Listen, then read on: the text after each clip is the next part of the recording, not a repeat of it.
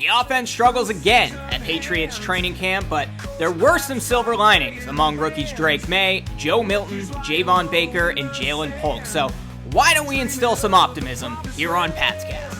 Patscast rookies lead the charge. Maye and Milton throw large. Welcome to Patscast. I'm Brad Whitaker. Day 3 Patriots training camp is a wrap. The players aren't wearing pads yet. But it was similar to day 2. The offense struggled quite a bit. The defense looked like one of the best defensive units in the entire NFL, and they're going up against a young, rebuilding offense that's trying to implement a new West Coast-style system. And look, these struggles are probably going to continue. Hopefully they get better, especially with the offensive line protection once they put pads on. But I'm going to try to be a little more optimistic today than I was on yesterday's podcast because like I said, there are quite a few silver linings that came out of today's practice, and that starts with the quarterbacks. Drake Maye actually took more reps in competitive team drills than Jacoby Brissett did, so that really is a real QB competition, and they're both taking like 90% of the snaps combined, and Maye actually had a little bit more than Brissett. Maye went 17 of 23 today in competitive drills with 1 interception, while Jacoby Brissett went 14 of 19 with 1 sack. And if you look at those numbers, don't love the interception, but they look pretty good. Now, if you're actually watching practice, and I wasn't there, but seen plenty of highlights, read plenty of reports, it didn't look that great. And that's because Drake Maye showed a lot of inconsistencies. He had a bad snap count. Like I said, he threw an interception. It came on a pick 6 to Matthew Judon, of all people. I don't think any of us expected that. When Judon is getting pick 6s in practice, that's not a great look. But Drake Maye did bounce back, and he had one of the best throws of the day. Actually, I think the best throw of the day came from Joe Milton, and I'll get to that in just a minute. Jacoby Brissett had a slow start in today's practice, similar to Drake Maye yesterday, but he improved with a lot of completions later in practice. But once again, Joe Milton looks to be third on the quarterback depth chart over Bailey Zappi. So I think it's only a matter of time before Zappi is no longer on the field in Foxboro. I've talked about that plenty, but Joe Milton, although he only threw 3 passes once again, completed all of them. And one of them came on a 60-yard bomb to Javon Baker, who also had a very good practice. And he's looked pretty good so far in training camp. I know we're only 3 days in, but Baker missed some time around minicamp. I guess he had a thumb injury or something like that, and we were a little concerned it had to do with his attitude or character issues that we've kind of heard about. But he's actually looked really good and has been a great player in the locker room so far from everything that I've heard. And he's really shown that he can be a strong, athletic, potentially number 1 wide receiver in the NFL. Doesn't mean it's not going to take some time. He is taking most of his reps with the second team. A lot with Drake Maye, took some with Joe Milton today, but that 60-yard reception that he had just shows what he is capable of, and that's great to see. And like I said, Drake Maye had probably the second best pass of practice, a 40-yard bomb to the other rookie receiver, Jalen Polk, and Polk really looks like he could be their number 1 or number 2 guy this season, really depending on how much Demario Douglas pops. And, Douglas was also limited again in practice today. He didn't take part in competitive team drills like yesterday. So hopefully Douglas will be able to recover because he is the bread and butter slot receiver that the Patriots need, that they've always had. But you have Douglas out there. You have Jalen Polk, who's going to contribute right away. I think that's pretty easy to tell at this point. Kendrick Bourne ideally will be healthy. Austin Hooper has looked pretty good at the tight end spot. He's on a 1-year contract. He looked pretty good as well. We have Hunter Henry out there. Jaheim Bell, the other tight end, who will eventually take over for Austin Hooper after his contract is up. Not a bad receiving core there with some young and developing guys. I think a lot's going to depend on Javon Baker and how much he can develop this year, but I think 2 or 3 seasons down the road, Javon Baker, if all is going according to plan, will be the number 1 receiver on the Patriots and be a boundary X, and then maybe they don't have to spend money on a guy like Brandon Ayuk or T. Higgins. Would still love to see it, don't get me wrong, because none of this is certain, but Polk, Baker, really look like great draft picks, which we haven't heard at the wide receiver position in New England for quite some time. But back to Drake Maye, like I said, threw a really bad pick six, was inconsistent, had a bad snap count a number of times, and he really struggles, it seems, when he is, whether he's in the pocket or scrambling or rolling out. When he's throwing to his left, that's where all things seem to go to hell. Every bad pass he threw today was to his left, similar to what we saw with Mac Jones. Now, he has a cannon of an arm. He has a much wider margin for error than Mac Jones did because he can make chunk yard plays like that 40-yard deep bomb to Jalen Polk. He has a lot of athleticism, has a quick first step. Doesn't look like he scrambled as much in today's practice like he did yesterday, but the real silver lining that I'm seeing coming from Drake Maye is when he does throw an interception, when he does make a bad throw, and he certainly made plenty on Friday and plenty on Thursday, it doesn't seem to impact him. He's like Eli Manning out there, just stone in the face, and is able to bounce back very quickly. And that's a big reason. Gerard Mayo said this. That was a big reason why the Patriots drafted him, just because of his mental toughness. And he really has shown that. And each practice, and this is kind of reflective of his career at North Carolina as well, kind of struggles early on and then gets his act together as time goes on. So whenever Drake Maye does see the field in the NFL, whether that's week one and he wins the quarterback competition with Brissett, or if it's middle of the season, or if it's not until next year, don't expect him to be a good first quarter quarterback. But he's a guy that I think is going to be able to carry the team to victory if the game's close in the second half, and hopefully we'll get to see that this year. But got a lot to work on. When he feels pressure, his footwork breaks down. A lot of people are still seeing the hitch, although I'm not seeing it as much as I saw at the beginning of rookie minicamp.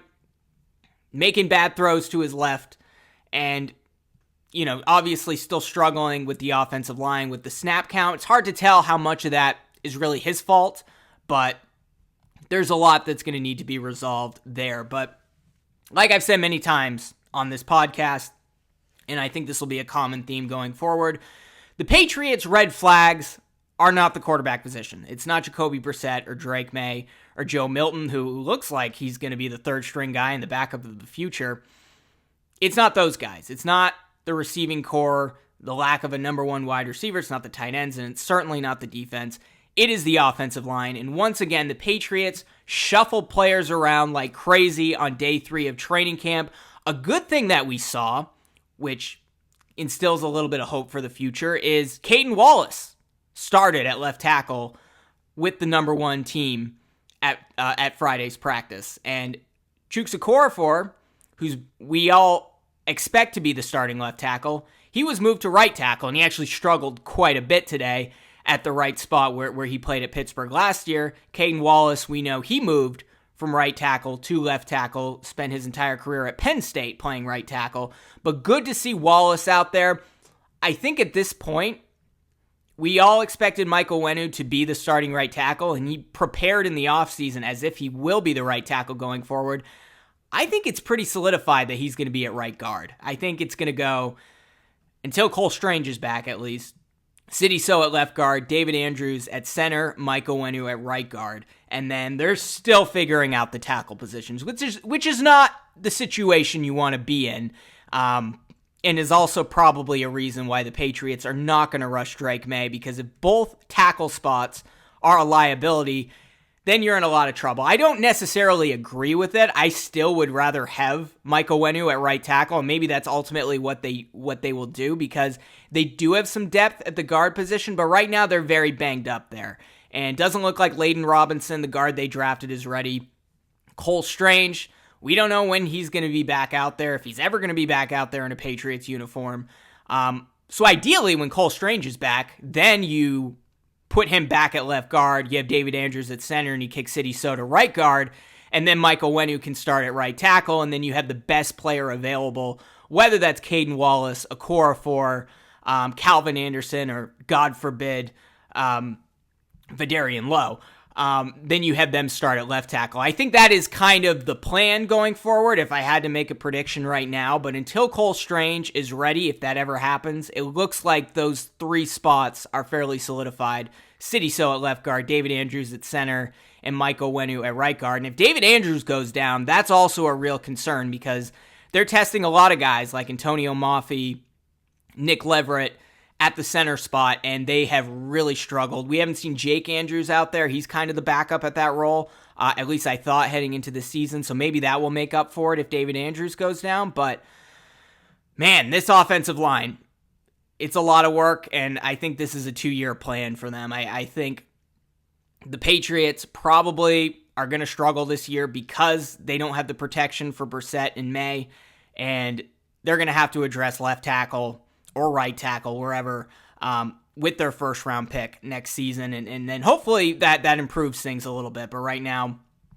doesn't seem like a very good situation. But good to see Caden Wallace at left tackle. Hopefully he continues to get reps there with the first team, and if he's ready to start there week 1 and looks okay, well, then that's going to help this team, not just in the short term, but in the long term. So that is a real silver lining coming out of practice today. But I would expect Jerod Mayo to continue to shuffle the offensive line and figure out which exactly is the best unit to put out there. But interesting to see Owenu not playing at right tackle. Seems to be back at right guard, where he's all pro. Like, he's a very, very strong right guard, but you kind of want him at tackle if they can't protect the quarterback elsewhere. But we'll see. It will continue to evolve in the coming days.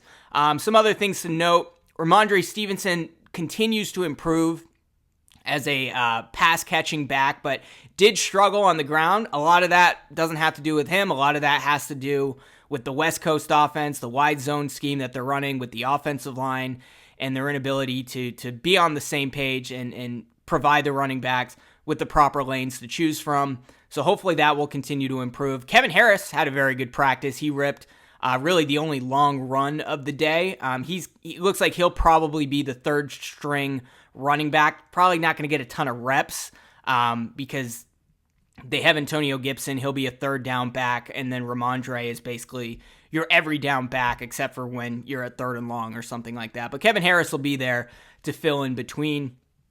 KJ Osborne, good to see. He had a really good practice today. Caught every pass thrown his way with 4 receptions. So he really struggled so far in training camp, struggled in OTAs and mini camp. I had a good practice today, so that's good to see. Juju Smith-Schuster still is hobbling out there. Doesn't look 100%. He's definitely struggling to separate. We'll see if he struggles to make the team. And then Jaheim Bell, who's the tight end they drafted behind Hunter Henry and Austin Hooper, who can kind of double as a running back a little bit. He's sort of a hybrid player. He caught one pass when Joe Milton was on the field, one of those 3 receptions of the day. So an update on the contract situation for Matthew Judon and Devon Godshaw. Judon, really no developments there, but I forgot to say yesterday, I guess he had a conversation with Robert Kraft on the sideline. Then Robert Kraft, I guess, went over to Elliott Wolf, and Elliott Wolf picked up the phone. So maybe there's something transpiring there. We'll see. But Judon is basically accepted at this point that, if he can't get a contract extension, he still has to play under his current contract. Only paid like $6.5 million, which is not great for a player of that caliber, but he is coming off an injury.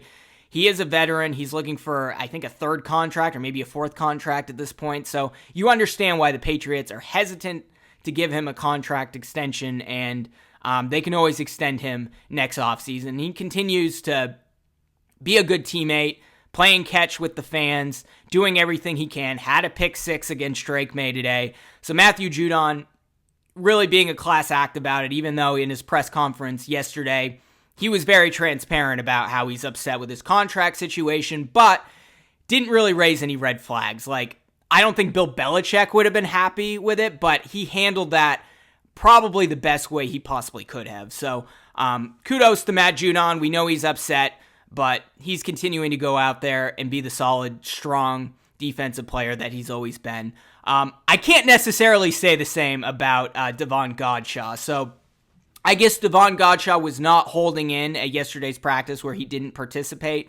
According to Jerod Mayo, he had some sort of tightness So he missed practice entirely. Not sure if that's 100% truthful, but he was back out there as a full participant in competitive team drills today, so maybe there is some truth to that. But Godshaw makes about $9 million right now. Not all of that is guaranteed. He wants somewhere in the range of $14 to $15 million a year, most of that guaranteed. And he did an interview today after practice and was a little more transparent, I would say, than Matthew Judon, saying he's upset about his contract, saying, I don't feel no respect or whatever, and then talked about how he wants more guaranteed money. And, you know, Bill Belichick probably would have cut him if he had done that. I don't think he would have done that if Bill Belichick were still the head coach of the Patriots. But Godshaw's being open and honest, and Gerard Mayo, and he said this before, is fine if players want to talk to the media and be open and honest about how upset they are with their contract situation. He's not going to knock them for it.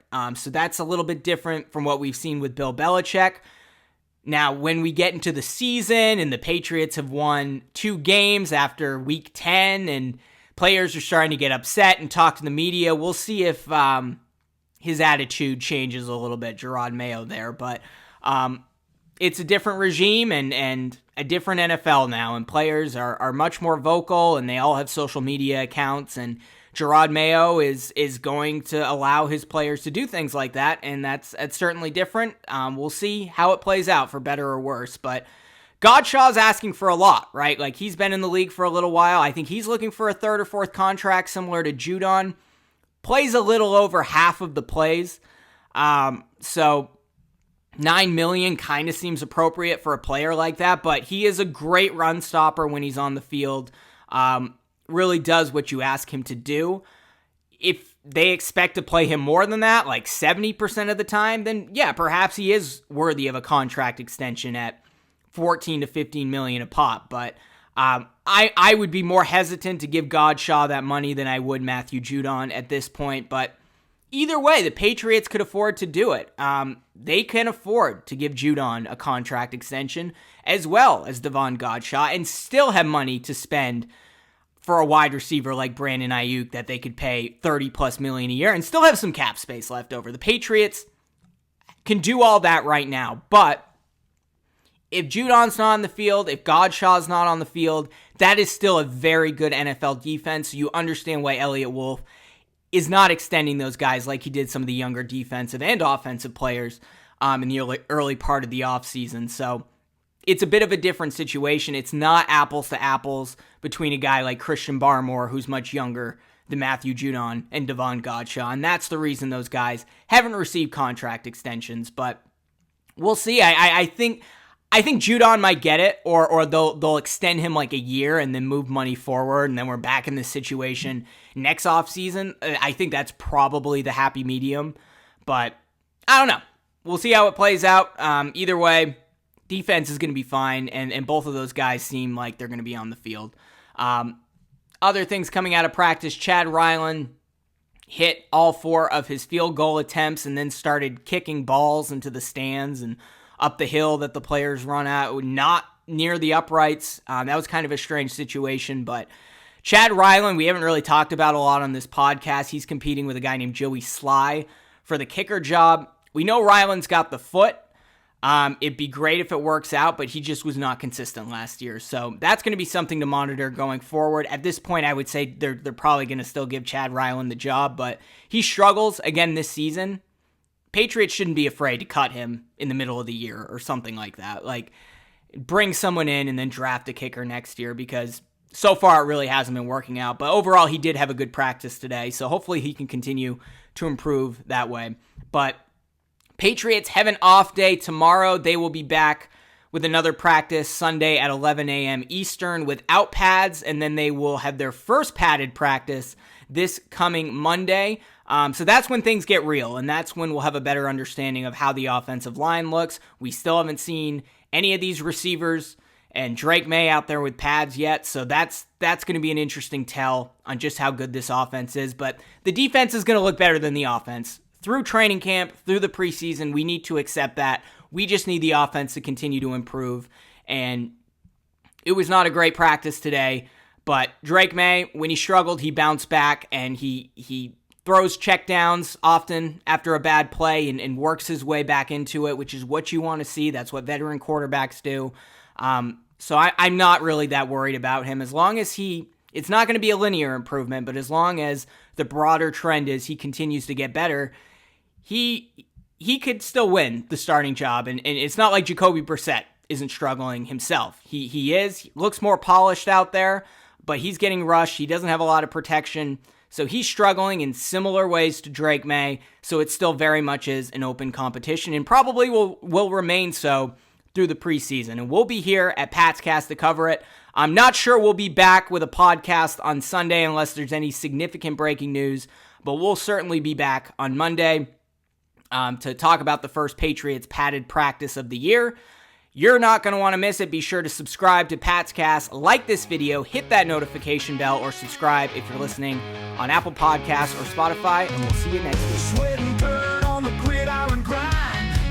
Offense no one can't seem to find the spark that gets the chains moving. Coach is shouting what's proven. Ball slips through seasoned hands. Coach claps, drop playing bands. Rookies lying low in the sand, dreaming of the promised land. That's cast rookies lead the charge. Maye and Milton throw large. Baker breaking past the line. Hope's got hands to find. It's time.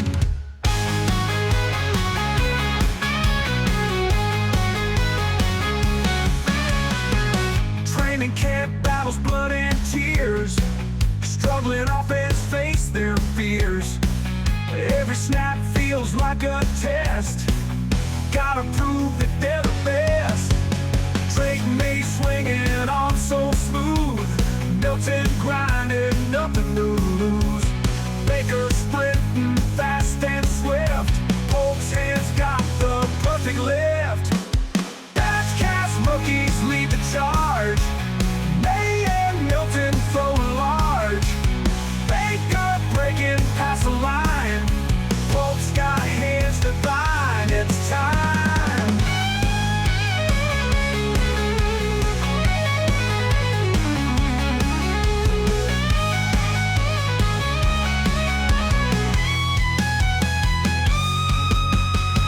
Drake Maye swinging on so smooth.